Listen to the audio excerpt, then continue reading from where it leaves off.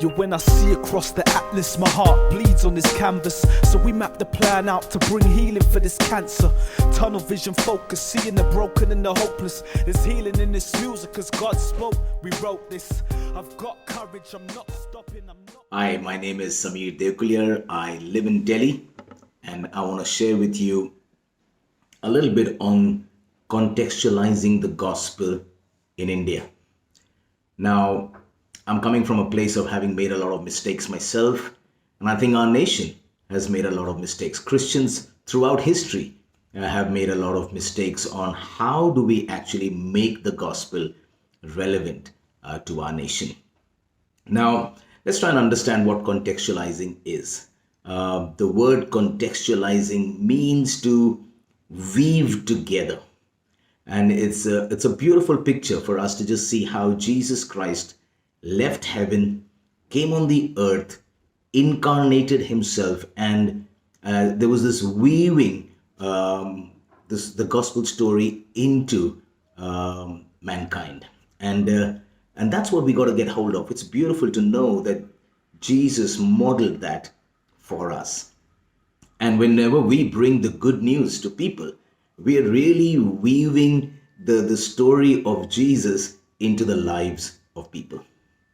And the Bible talks about, Jesus said, as the Father has sent me, so I am sending you. So our call is to incarnate ourselves and bring this gospel to the cultures that we are reaching.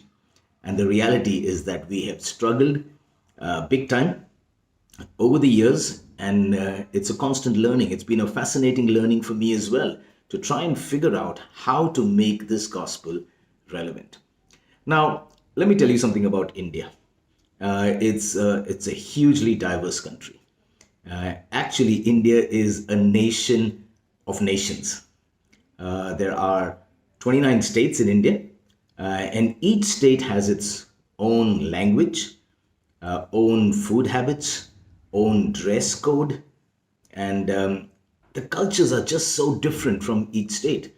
And so India as a nation is so diverse. And these languages have multiple dialects, and each of these have different scripts. So we're talking about a hugely diverse nation. And so in this, we are to bring and make the gospel relevant. Now, let me tell you something that Shashi Tharoor, a noted scholar in India, said. He said this: the singular thing about India is that you can only speak of it in plural. That's an amazing statement. That's you can't talk about India as India. It's just so diverse. It's got so many different communities. Let me read something else from the Anthropological Survey of the People of India project. It says there are 4,693 communities in India. And it claims that the Indian diversity is marked by linguistic heterogeneity, ecological diversity, biological variation, and cultural pluralism. Now, you can imagine how complex this is, and we are called to weave the gospel story into this complex nation of ours. Just to let you know more about India, Hinduism is the largest religion followed in our nation. But even when we talk about a Hindu, it is so diverse. So Hindus could have completely different philosophical views, completely different gods, multiple views, and they're all part of Hinduism. And along with that, you have significant number of people who are who follow Islam or Buddhism or Sikhism or Christianity. And so you see this nation is just extremely complex. Now, in the midst of this, one of the things in India is the caste system. And that is a huge thing in our nation. You are born into a family, and based on that birth, you belong to a particular caste. And then these castes have different status in the nation as well. Now, it is so deep rooted in our nation that you will find people of other faiths also embracing that. So you will hear terminologies like there's a Brahmin Christian, and you will hear words like a Buddhist who's a Shudra. And it just somehow contradicts the very faith that each of these are. But caste system is so ingrained that people have found that as a way of life in our nation. In fact, there's a story of B.R. Ambedkar, who was the architect of our constitution, and he was from one of those low caste or outcasts in India, and he was looking at how to liberate himself from this discrimination that he was facing in India. And he was figuring out how to take all these people who've been outcasts and to find something fresh and new for them. And he genuinely wanted to see how the teachings of Christ had an impact on him. And so he looked at the teachings of Jesus and wanted all his followers to actually embrace Christ. But then he says he went and visited church, and he saw Christians, and he found there was little of, Christ wasn't so evident, but people had just made themselves into these castes and into things that were not biblically sound, not the followers of Jesus. And so you find India is so complex. It's got religions, it's got views, it's got castes, and they're kind of so intertwined that it's so difficult to figure out how do we make the gospel relevant in this situation. Now, let me tell you that even in the midst of this complex situation, there have been through generations people who've sacrificed much and have come to this nation with the gospel. And over the generations, many have come to faith, have found Christ, and have followed him. So there's been a lot of sacrifice, great generosity by the missionaries who came from the West into our nation. And I think we need to be grateful for all those who have genuinely come and served. Some had a real heart of love. Having said that, some may have come with vested interests or colonialism, but the gospel came into our nation. And but at the same time, we see that they probably didn't understand contextualizing. And so there have been things of the West that they brought along with the gospel to our nation. And it's really hard to separate. Even today, you find in India that the gospel is presented with a kind of wrapping. And the wrapping is the Western culture. The wrapping is something alien to what the real India is. And so when that is presented, some people have sadly received only the wrapping and have missed out the very gospel, and have taken the wrapping and become more Western rather than actually getting hold of the gospel. At the same time, some have taken the gospel and their lives have transformed, but along with that, they have taken the wrapping as well. And so they're followers of Christ, but they've also taken the Western culture and have embraced that.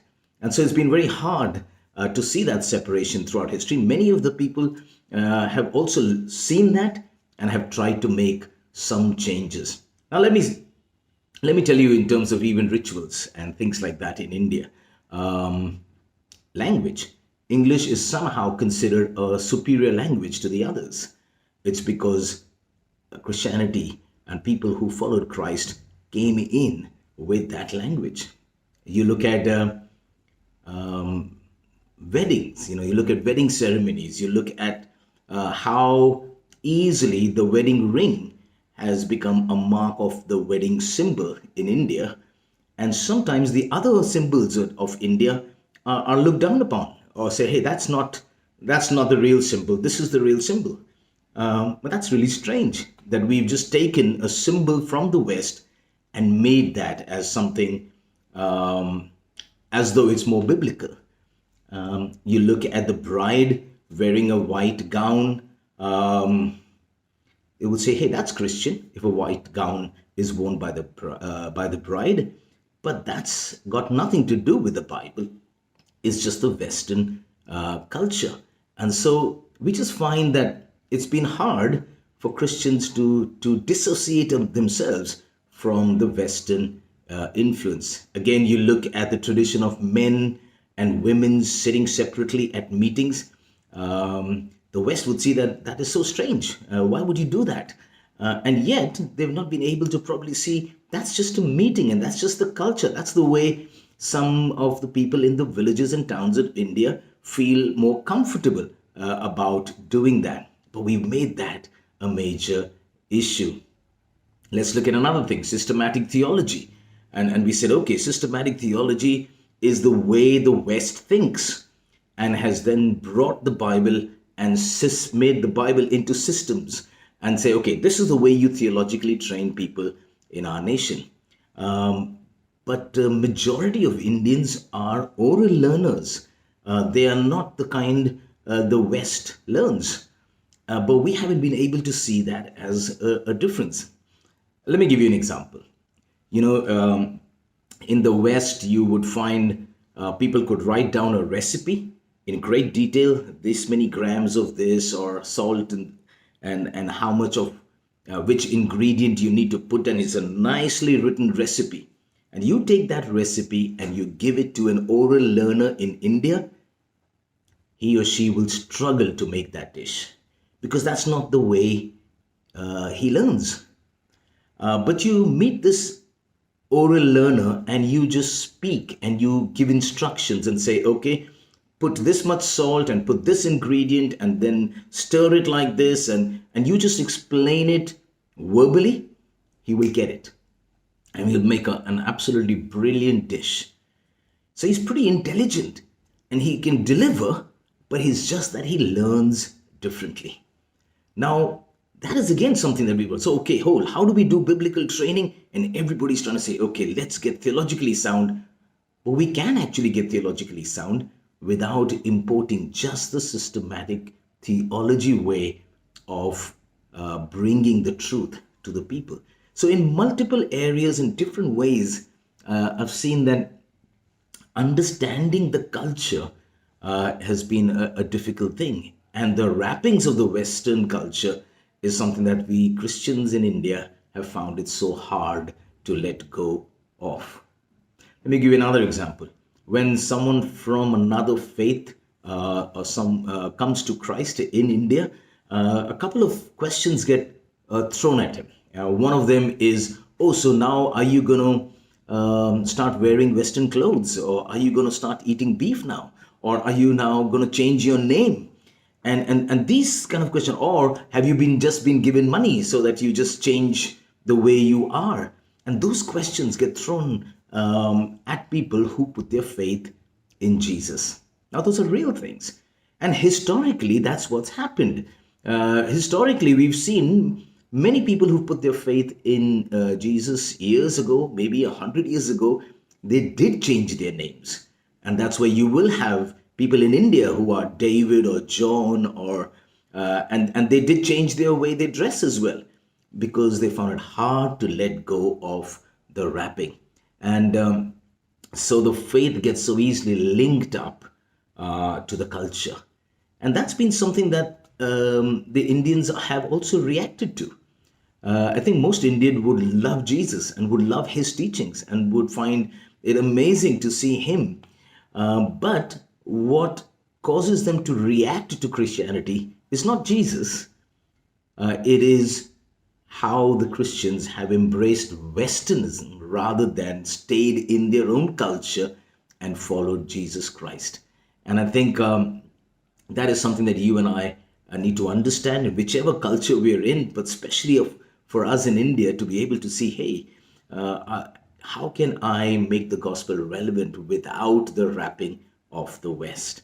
And we've tended to focus on the minors. In fact, we've tended to focus on things that are not as relevant as we make them out to be. Let me give you another example. Christians are so caught up with denominations. Recently, I was meeting a very senior leader in the city, and I was asking him and saying, hey, tell me some of the lessons that you've learned in your walk with God and the many years that you've been a minister. And he said, myself and many other Christians, we actually spent so much time trying to figure out the differences and try to study every denomination that we could have made that much effort in understanding the different faiths and understanding the culture so that we would be able to make this gospel relevant to the culture that we are serving and genuinely love the people of these cultures. And that was quite a telling statement. He says, we spend so much time on things that are not as important as trying to make this gospel actually contextually relevant. There's another example in a place called Madurai in India, and it's called the Temple City of India. And out there, there was a big evangelistic blitz, and there was a lot of advertisement, and people were saying, okay, we've got to make this Jesus relevant. And there were these paintings on the walls, and one of the messages on the wall was, Jesus is the answer. And a very perceptive Hindu the next day wrote under it, but what is the question? And it really is, we need to make ourselves relevant. What are the questions that people are asking? What is it that we need to be able to answer? What is it that we need to engage with? What are the kind of things that we need to understand and listen? And so that thing, what is the question, is an important one for us. Let's listen to figure out how people are thinking so that we are able to make this beautiful gospel relevant to them. The Bible is so clear that there's going to be, in heaven, there's going to be all tribes and languages and cultures that will be worshiping the Lamb. Let me read that out to you. Revelations chapter 7, verse 9. It says, after this I looked, and there before me was a great multitude that no one could count, from every nation, tribe, people, and language, standing before the throne and before the Lamb of God. What a beautiful picture. And that should be something that motivates us to say, hey, we want to love the people who may not be like us, but the gospel needs to be relevant. The Christian witness needs to come into all the 4,693 communities and become relevant. History shows us that the gospel actually is supposed to be in the culture that it comes in, not along with other wrappings. You notice in India, around the world, the MNCs have been listening, the multinationals, and they've been trying to figure out how to become relevant. So McDonald's in India, you'll have a McAloo burger. What is that? It's McChicken for vegetarians with potato in it. You look at Pizza Hut, and they've got chicken tikka pizza. Is something that the MNCs are beginning to understand. I think we need to understand the relevance of contextualizing. Another thing that I've found is, and one of the challenges we have, that when we go with this message of hope, very often we go with a superiority. So the person who's carrying the amazing message can approach a culture with a view of, we are better than you, or we are greater than you, or we've got the answers. When you have the gospel, you have something beautiful, but you are not superior to the other person. And that is something that we find we need to check our hearts and see, do we genuinely have a heart of love towards them, or do we think that we are actually better than them? And uniformity is another challenge that we face. Something about uniformity that really struck me. I enjoy worshiping God, and since I think in English, and I enjoy some of those English songs, and we would sing these Chris Tomlin, Matt Redman songs everywhere.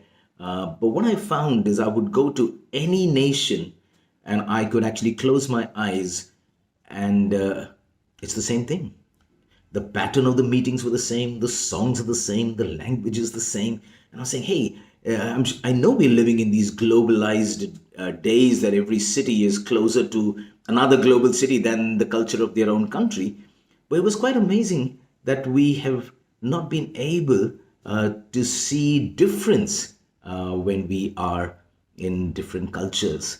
And it was a real learning for me to ask myself, how are our meetings? Even the patterns of our meetings are the same, and the sound is the same. And so we began to do that in our context. I realized that the church lives in this bandwidth, the world lives in this bandwidth. And what the church has been trying to do is get the whole world to fit into its bandwidth instead of the church beginning to increase its bandwidth and understand the cultures that it needs to reach out to. So one of the things that we began to do in one of the congregations is sit on the floor, use Indian instruments, sing bhajans, do storytelling, and bring the gospel in a way that is understandable and relevant. In fact, I would think some of the Indians could come to some of our English-speaking church meetings and think they've come to a rock concert. I wouldn't even think that this is anything spiritual. While they could go to a setting where we could have people sitting on the floor with Indian instruments and doing bhajans and glorifying Jesus in that culture, and people will say, hey, this seems a little bit more spiritual. And I think we need to now be able to see that change happening in our lives. So there are huge challenges. Cultures are so different. So what do we need to do? I think we need to be willing to listen, to change, and to rectify. And that is something that you and I need to. We need to be vulnerable and say, hey, and even daring to offer the gospel in the culture without the wrapping. And they may inspect it, accept it, reject it.